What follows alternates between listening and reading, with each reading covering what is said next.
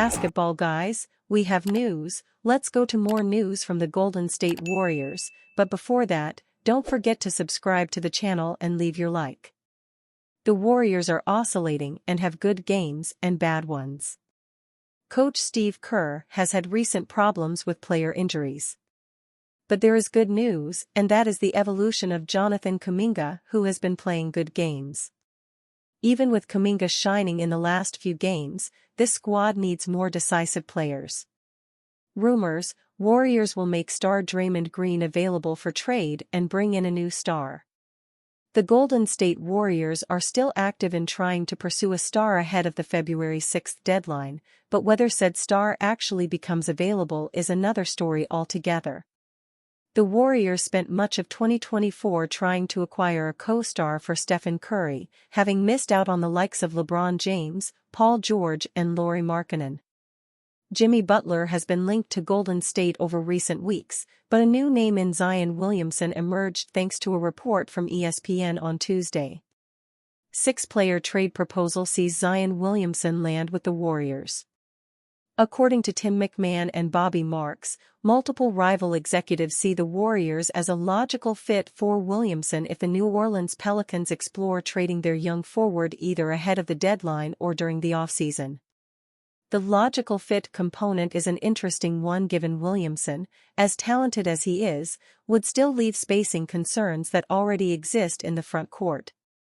Jonathan Kuminga or Draymond Green would have to be moved to accommodate the former first overall pick into the front court, and as controversial as it may be, trading the veteran forward may be the better solution as outlined here. What would a Green for Williamson swap look like?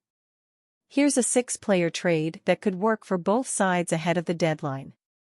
Asterisk trade couldn't be completed till February 5.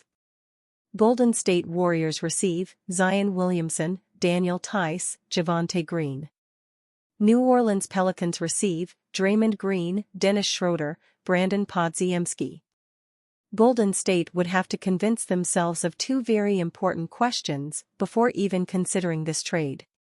Firstly, are they ready to move on from Green and breaking up the pairing of he and Stephen Curry? What would Curry even say about such a proposal? Secondly, if they are willing to move on from their 4x NBA champion, then is Williamson the player to do it for? He is the all-star level scorer they crave, but he comes with huge injury risks that may be too hard to wrestle with. Giving up Podziemski in addition is also something to grapple with, having been so adamant in not including him in trade talks during the offseason.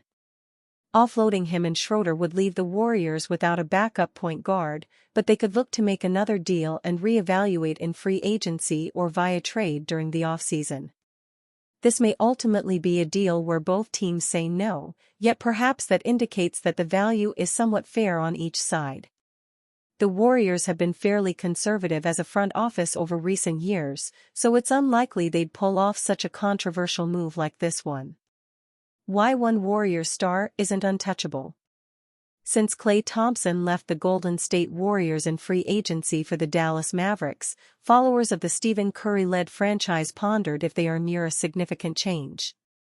Although they traded for Dennis Schroeder, it's apparent the Warriors need another move in light of their 16-16 record. A local radio personality questioned a Warriors star's trade availability amid their struggling stretch. For all of Draymond Green's defensive greatness, secondary playmaking abilities, and tight chemistry with Curry, his flaws have historically put the Warriors in compromising scenarios. Ultimately, his envelope-pushing defense, chaotic behavior toward officials, and questionable physical antics at his opponent's expense and, sometimes, teammates cost the Warriors over his 12-year career. Without going through the plethora of violations Green committed, it's safe to say a franchise can only take so much negative attention. When you're not winning, such annoyances don't have the same connotation as when you're holding multiple championship trophies. Evan Giddings of 95.7 The Game suggested Green shouldn't be untouchable in trade talks. I don't think Draymond's necessarily off the table just because he's a culture guy. This season might tell us that they need to change their culture because that culture is no longer playoff caliber, Giddings said. Although it's hard to envision the Warriors without Green, if the franchise has an opportunity to trade for a better player in hopes of extending Curry's competitive window, Mike Dunleavy Jr. would do the organization a disservice if he didn't accept such a deal. Green's championship contributions will not go unforgotten, but neither will a missed opportunity to maintain a winner around their franchise-saving player, Curry. Steve Kerr's surprising Jonathan Kuminga comments will excite Warriors fans. Jonathan Kuminga has been the topic of many trade rumors for a while now. The 7th pick of the 2021 draft struggled to find his place in the Warriors roster as Steve Kerr split hairs to fit the athletic forward into his motion-heavy, three-point-focused offense. While the possibility of Kuminga being shipped off for a more suitable role player is still on the cards, it's also hard to deny that the 22-year-old is playing out of his mind. His last 5 games not only saw his stock as a trade piece skyrocket, Kuminga is also helping the Dubs win more games. Golden State fans badly need Kuminga's contributions for the team to succeed since he's one of the team's few bright spots in what has been a disappointing season. He's been playing so well recently that even Steve Kerr had to fess up about Kuminga's improvement over the season. Kerr wasn't shy with showering his young forward with praise when asked about his most recent performances. "This was the 5th straight great game from Kuminga," Kerr said. Jonathan Kuminga is continuing to break through and understand exactly what role we need from him. He was brilliant again today. Kuminga was instrumental for the Dubs' victory over the Philadelphia 76ers on January 2.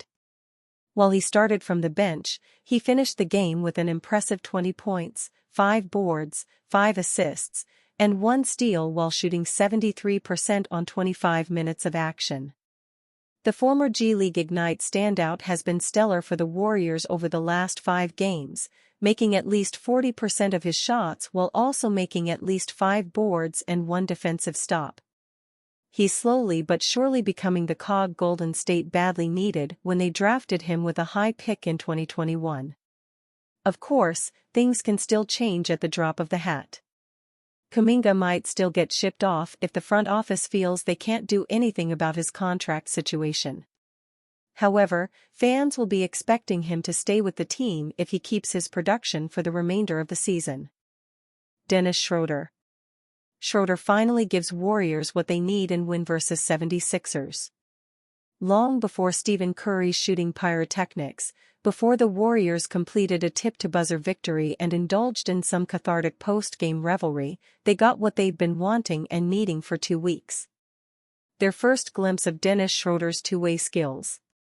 It appeared Thursday night in the first quarter of Golden State's 139-105 smashing of the Philadelphia 76ers at Chase Center. It came not when Schroeder drained his first three-pointer barely 2 minutes after tip-off. Not when he splashed another 58 seconds later. It came when he made a third three-ball with 1:27 left in the quarter. The sight of Schroeder making 3 consecutive triples in the first 11 minutes seemed to lift a dark cloud off the offense. It took 7 games and 34 attempts for him to make his first 7 three-pointers as a Warrior, and now he's 3 of 3 in his first 7 minutes in his 8th game. Schroeder neither exhaled nor exulted. Not demonstrably, at least. But his shoulders surely felt a lightness he'd not known since joining the Warriors on December 15.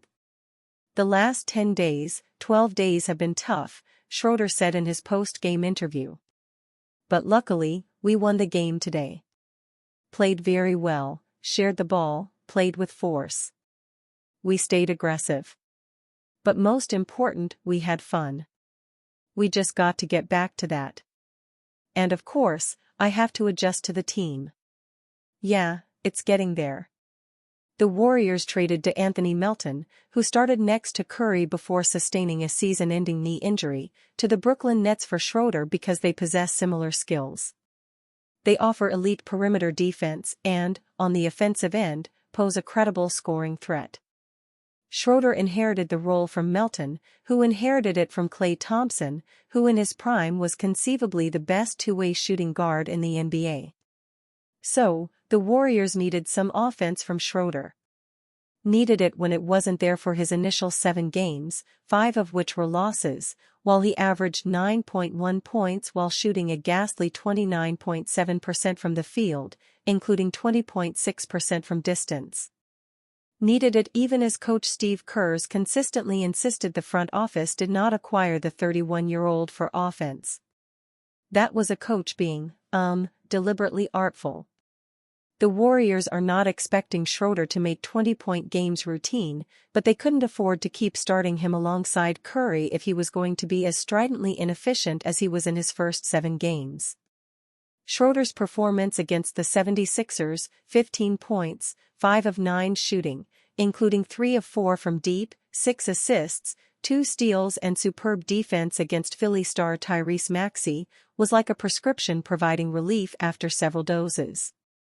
He set a tone with his defense, Kerr said of Schroeder. He also really pushed the ball around the floor. He's a fast point guard. We're really asking him to play even faster. Even if he doesn't have the ball, to just run up the floor instead of coming back and getting it. It's a little bit of an adjustment for him, like it would be for anybody coming into a new team in the middle of the year and not having a training camp.